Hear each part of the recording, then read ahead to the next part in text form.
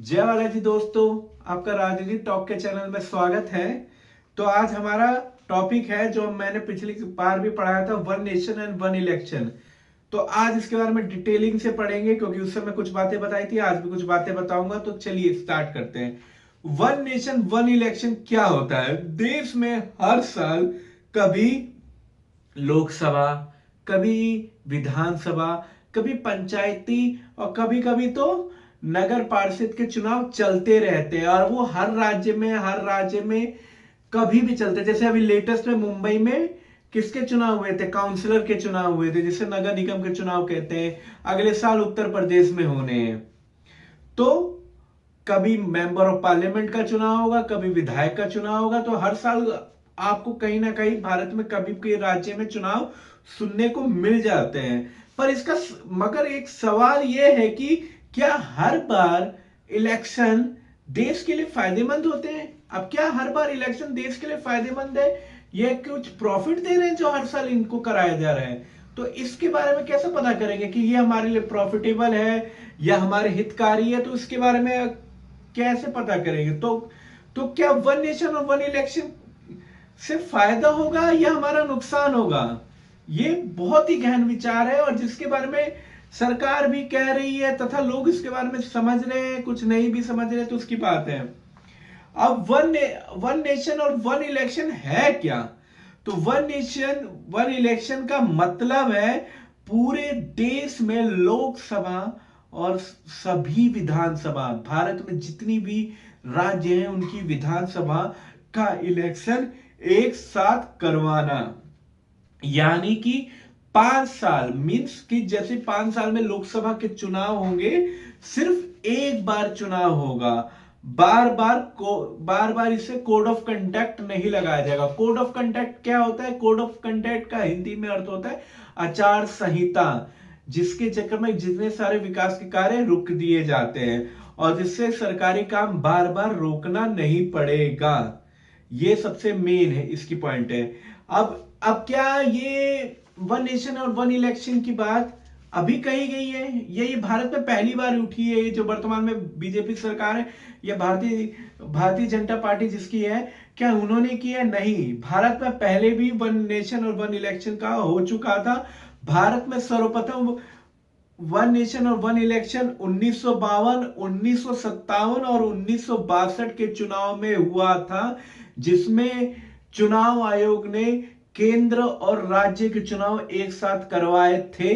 क्योंकि उस समय आर्थिक स्थिति और तथा इकोनॉमिक हमारी इतनी भी नहीं स्ट्रांग थी कि हम हर समय चुनाव में इतना खर्चा व्यय कर सके।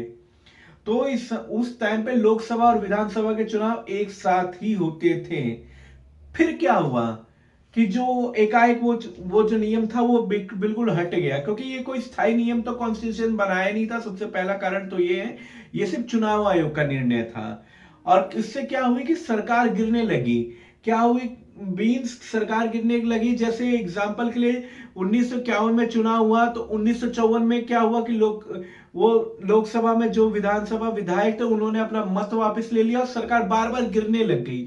मतलब 5 साल से कोई स्थायी रह ही नहीं पाया। जहां जहां कांग्रेस की थी वो तो थी, पर जहां लोकल पार्टी की उन्होंने अपना समर्थन वापस ले लिया, सरकार गिरने लग गई। और आपातकाल के बाद, इमरजेंसी के बाद क्या हुआ? सब कुछ अलग थलग हो गया और जो हमारा सिस्टम है वो पूर्ण रूप से टूट गया। तो अब एक और है कि सरकार इसे वापस क्यों लाना चाहती है? क्यों भारतीय सरकार और ये भारतीय जनता पार्टी इसको वापस लाना चाहती है? तो इसका सवाल ये है कि सरकार का कहना क्या है? सरकार का कहना है कि इससे पैसों की बचत होगी। जो हमारी पैसों की बचत है वो बहुत बचेंगे और उसको हम विकास के समय अपनी अर्थव्यवस्था में लगा सकेंगे। ये इसका सबसे मेन कारण है। और हर बार चुनाव में सुरक्षा पे जो खर्चा होता है, ईवीएम पे जो खर्चा होता है, ईवीएम को लाने ले जाने में जो खर्चा होता है, इसमें हजारों करोड़ रुपए खर्च होते हैं। एक आंकड़े के अनुसार इस चुनाव में ही, लोकसभा के चुनाव में 10,000 या 20,000, 10 से 20,000 करोड़ रुपए का खर्चा था। और विकास क्या है? इससे रुकेगा नहीं। मतलब एक बार चुनाव होगा तो जो एक ही बार चुनाव का खर्चा लगेगा, बाकी सारा चुनाव का खर्चा विकास के समय विकास में लगाया जाएगा, जिससे देश प्रगति कर सकता है।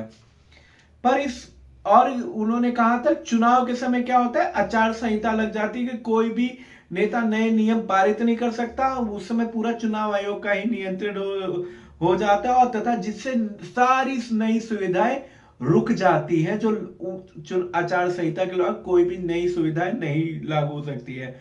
और उससे क्या होगा, और दूसरा सबसे मेन पॉइंट है, जो हमारा प्रशासन है, जो मीन्स हमारे अधिकारी वो मुक्त रहते हैं, उनको एक ही बार काम करना पड़ेगा, ये नहीं कि हर बार काम, हर साल में उनको लगातार काम करना पड़ेगा, उनको एक ही बार करने का। जिससे पुलिस हो गई हमारी, शिक्षक हो गए, जो हमारे ऑफिसर्स होते हैं, वो बार बार क्या होगा, उनको चुनाव की ड्यूटी में नहीं जाना पड़ेगा। तो ये सबसे मेन कारण है। और इससे अब इसके फायदे क्या है, इसके फायदे ये है कि पैसा बचेगा, सरकार क्या होगा, स्थायी रहेगी, और तथा विकास लगातार रहेगा। ये तीसरा फायदा। चौथा फायदा है वोटर्स का जो है समय बचेगा, क्योंकि वोटर्स को बार बार उनका माइंड डिस्टर्ब नहीं होगा, उनको एक बार में ही सोच के अपना लोकसभा और विधानसभा का, सरकार का नेतृत्व करने वाले वो चुन लेंगे। और चुनाव का क्या होगा, खर्चा कम होगा। अब इसके बात होती है इसके नुकसान क्या है। सबसे बड़ा सवाल यह है कि क्या ये जब लागू हो जाएगा तो लोकतंत्र रहेगा, क्या हमारी डेमोक्रेसी रहेगी। तो अगर मान लो एक राज्य में, जैसे 1952 की बात बताई थी, राज्य में सरकार गिर गई, तो फिर क्या होगा, तो फिर तो उस राज्य में राष्ट्रपति शासन ही रहेगा जब तक अगले चुनाव नहीं होंगे। और इसमें क्या होगा, इसके दूसरा सबसे मेन नुकसान है, जो धार्मिक विवाद होते हैं तथा जो राज्य के और राष्ट्र के विवाद होते हैं, वो कभी सॉल्व नहीं हो पाएंगे। ये इसका सबसे दूसरा मेजर नुकसान है। और जो छोटी पार्टियां हैं, जो मीन्स जो स्थायी पार्टी है, जो राज्यों की पार्टी है, जो वैश्विक स्तर पे नहीं है, वो बिल्कुल खत्म हो जाएगी। जो राज्य की पार्टियां खत्म, जैसे एनएलओ है, एडीएमके है, डीएमके है, आम आदमी पार्टी तो अब जाके राष्ट्रीय पार्टी होगी, ऐसे कई सारी छोटी पार्टियों का अस्तित्व ही मिट जाएगा। और इससे सबसे मेन क्या है कि हमारे संविधान में इसके लिए बदलाव करना पड़ेगा, वही बड़ा। तो विपक्ष क्या बोलता है, विपक्ष ये बोलता है कि लोकतंत्र का जो स्तर है वो बिल्कुल बिगाड़ देगा। तो ये इसका सबसे बड़ा नुकसान है और मेजर नुकसान है। अब इसके बारे में राजनीतिक विशेषज्ञ क्या कहते हैं, मतलब जो मेन कमेटी बनाई थी वो क्या कहती है। तो सरकार ने सबसे पहले 2 कमेटी बनाई थी, एक कानून कमीशन और तथा एक हाई लेवल कमेटी बनाई थी, उस तरीके की कमेटी बनाई थी। इनका कहना था कि हो सकता है पर एकदम लागू नहीं, एक बार में बिल्कुल लागू कर दो, ये धीरे धीरे इसका प्रयोग किया जाएगा, इसका प्रैक्टिकली किया जाएगा। अगर ये सक्सेस होगा तो ही लागू किया जा सकता है, ये नहीं कि एक बार में बिल्कुल नियम बना दो तो नहीं होगा, ये एक झटके से नहीं हो पाएगा, ये एक धीरे धीरे से ही हो सकता है। ये सबसे उनका विशेषज्ञों का कहना था, जो विचारक थे, जो विद्वान है, जो सरकार की हाई कमेटी में रहते हैं। अब इसका निष्कर्ष क्या है, तो सवाल ये है, ये नहीं है कि एक राज्य में एक बार चुनाव हो, सवाल यह है कि क्या ये चुनाव होना सही है या गलत। ये सबसे मेन सवाल है कि क्या ये चुनाव सही होना है कि गलत। तो भारत और उसका एक मुद्दा है कि भारत जैसे विकासशील देश, भारत कोई अभी पूर्ण रूप से विकसित देश नहीं हुआ, वो अभी भी विकास के स्तर पे अपना कार्य कर रहा है और विकास कर ही रहा है। तो क्या ये भारत के लिए पॉसिबल हो सकता है, क्या ये प्रैक्टिकल है भारत के लिए, हो सकता है ये प्रैक्टिकल, ये सबसे बड़ा सवाल है।